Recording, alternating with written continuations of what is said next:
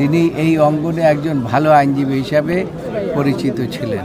জনাব এএফ হাসান আরিফের মতো একজন উন্নত চরিত্রের, উন্নত মার্গের একজন ব্যক্তিকে হারালো।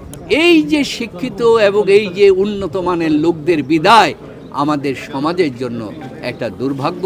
সিনিয়রদের প্রতি ছিল অনেক শ্রদ্ধা।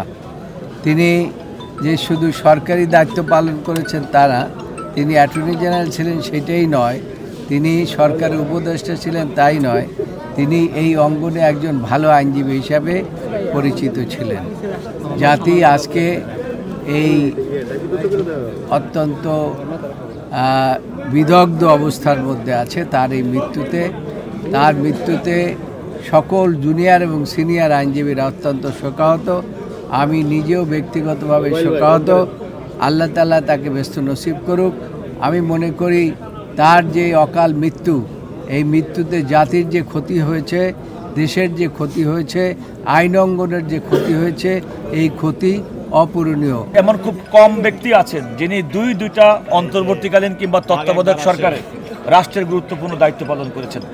প্রথমবার নির্দলীয় নিরপেক্ষ তত্ত্বাবধায়ক সরকার যিনি দায়িত্ব পালন করেছেন, বর্তমানে জুলাই আগস্টের পরবর্তীতে ছাত্র জনতার বিপ্লবের পরে নতুন বাংলাদেশের একজন উপদেষ্টা হিসেবে দায়িত্ব পালন করেছেন, সর্বজনের কাছে গ্রহণযোগ্য।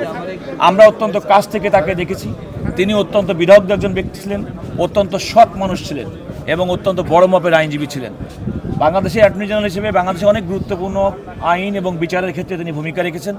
আমরা মনে করি যে আমরা আইনাঙ্গন শুধুমাত্র নয়, বাংলাদেশের মানুষ জনাব এএফ হাসান আরিফের মতো একজন উন্নত চরিত্রের, উন্নত মার্গের একজন ব্যক্তিকে হারালো।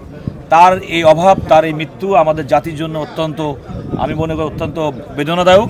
আমরা তার এই অভাব কত তাড়াতাড়ি পূরণ করতে পারবো জানি না, তবে জাতির শ্রেষ্ঠ সন্তানদের মধ্যে, সিনিয়র নাগরিকদের মধ্যে জনাব এএফ হাসান আরিফ ছিলেন অন্যতম। এবং আমাকে আহ্বান করেছেন, মামুন 2টার পরে মিনিস্ট্রি একটু নীরব থাকে, তুমি আসো, তোমার সাথে বসে আমরা প্রফেসর ইউনূস সাহেবের মামলাগুলি নিয়ে একটু পর্যালোচনা করি। উনি আমাকে এটা করেছেন। তারপরে ইউনূস সাহেব যখন বাংলাদেশে এসেছিলেন, আমি এয়ারপোর্টে যাওয়া হয় নাই, বঙ্গভবনও আমার যাওয়া হয় নাই, স্মৃতিসৌধও যাওয়া হয় নাই। ফলে 24 দিনের মাথায় তিনি আমাকে একটা টেলিফোন করেছেন। টেলিফোনটি আমি ধরতে পারি নাই, তারপরে তিনি আমাকে মেসেজ পাঠিয়েছেন। আমি বলতে চাচ্ছি, এই উপদেশটা তো বহুজনই হয়েছেন যাদেরকে আমরা বানিয়েছি।